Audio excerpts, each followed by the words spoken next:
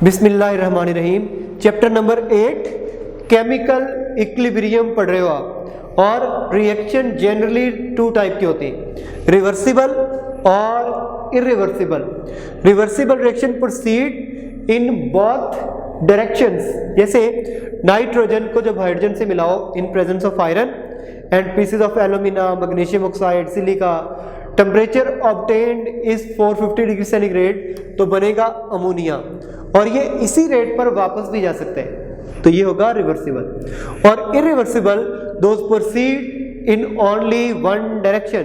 जैसे sodium water से मिला तो सोडियम हाइड्रोक्साइड बना और हाइड्रोजन गैस रिलीज हो गई, अब ये इसमें वापस नहीं आ सकता, only one direction it can move, तो ये है इरिवर्सिबल।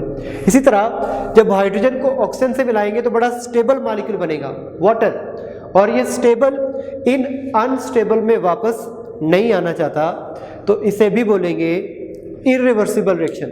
और जब इक्विलिब्रियम अटेन होता है ना, time is plotted long x axis, concentration is shown along y axis.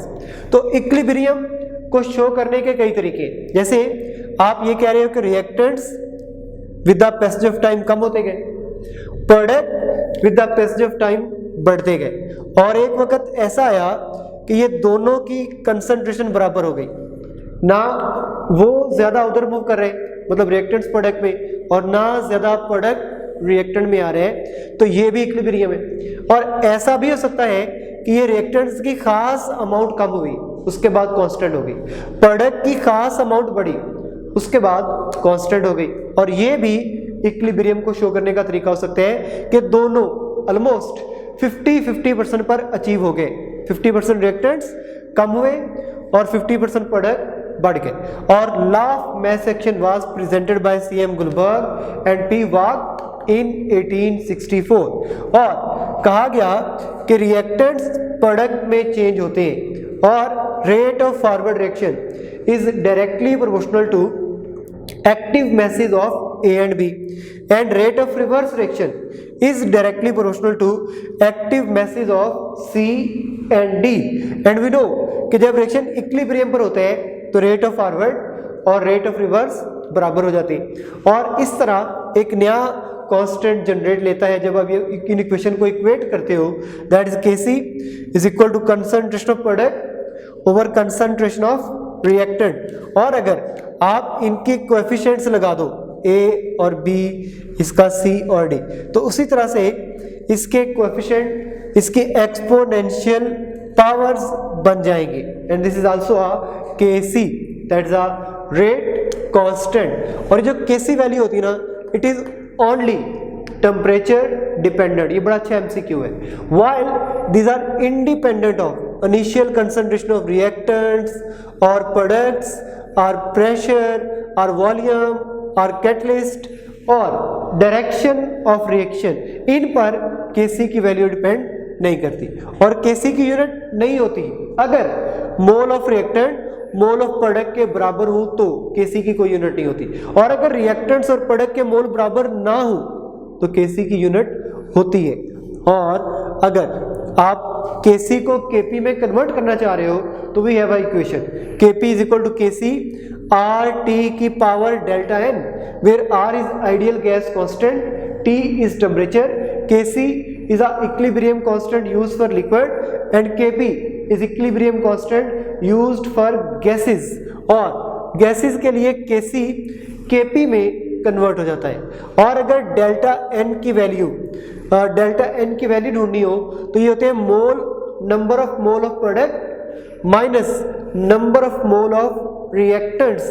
और अगर डेल्टा n की वैल्यू पॉजिटिव हो, बड़ा अच्छा एमसीक्यू है ये, तो Kp की वैल्यू Kc से बड़ी होगी, और अगर डेल्टा n की वैल्यू 0 हो तो Kp Kc के बराबर हो जाएगा, और अगर डेल्टा n की वैल्यू नेगेटिव हो तो Kp Kc से स्मॉलर होगा।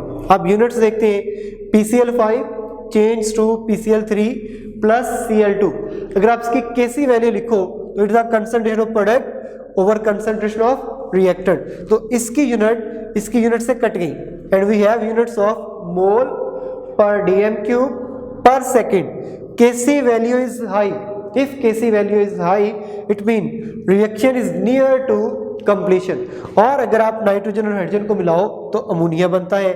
और अगर इसकी डेल्टा एन की वैल्यू निकालो ना तो मोल ऑफ प्रोडक्ट 2 है माइनस मोल ऑफ रिएक्टेंट 4 है, तो डेल्टा एन की वैल्यू -2 आएगी। इट मीन्स इसके केस में Kp Kc से स्मॉलर होगा, Kp Kc से स्मॉलर होगा। और अगर आप इसको यहाँ पुट करो तो Kp = Kc, RT की पावर डेल्टा एन और डेल्टा एन -2 है, तो ये वैल्यू उधर चली जाएगी Kp ओवर Kc, और ये चूंकि माइनस वैल्यू है तो नीचे आ जाएगी 1 ओवर RT की power 2। And then we have Le Chatelier principle. इसने बताया कि जब रिएक्टेंट्स और प्रोडक्ट के दरमियान बैलेंस केमिकल इक्विलिब्रियम होता है और आप उसके ऊपर कोई स्ट्रेस लगा देते हो, स्ट्रेस का मतलब change in concentration, change in pressure और वॉल्यूम, चेंज इन टेम्परेचर, जब इसके ऊपर कोई स्ट्रेस लगाते हो तो system reacts in such a way to nullify the effect of stress as soon as it is possible. और Kc की वैल्यू अगर 1 हो तो रिएक्शन इक्विलिब्रियम पर होता है, अगर Kc की वैल्यू लेस देन 1 हो तो रिएक्शन फॉरवर्ड होता है, और अगर Kc की वैल्यू ग्रेटर देन 1 हो तो रिएक्शन उस वक्त बैकवर्ड डायरेक्शन में मूव कर रहा होता है। चेंज इन कंसंट्रेशन, अगर बिस्मथ क्लोराइड में वाटर डालो तो वी नो बिस्मथ क्लोराइड का कलर क्लाउडी होता है, ये क्लाउडी होगा। और जब ये प्रोडक्ट में जाएगा तो bismuth oxy chloride is white insoluble. अगर कभी आपके पास क्लाउडी कलर हो और आप इसके अंदर वाटर डालते जाओ तो ये तो उधर शिफ्ट होता जाएगा, इसका मतलब क्लाउडनेस खत्म होती जाएगी और वाइट इनसॉल्युबल मटेरियल बढ़ते जाएंगे।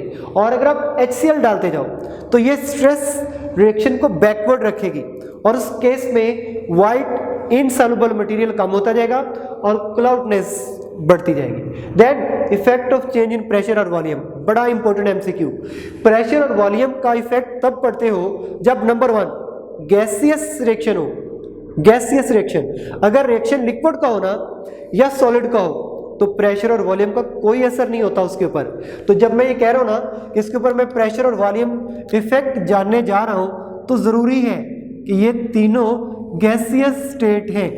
तो अगर गैसियस स्टेट हो, पहली बात। दूसरी बात, अगर मोल ऑफ रिएक्टेंट और मोल ऑफ प्रोडक्ट बराबर ना हो तो तब प्रेशर और वॉल्यूम का इफेक्ट पड़ते हो। अगर मोल बराबर हो तो तब भी प्रेशर और वॉल्यूम का कोई असर नहीं होता। अब आपको सिलेक्शन है 2SO2 + O2 × 2SO3।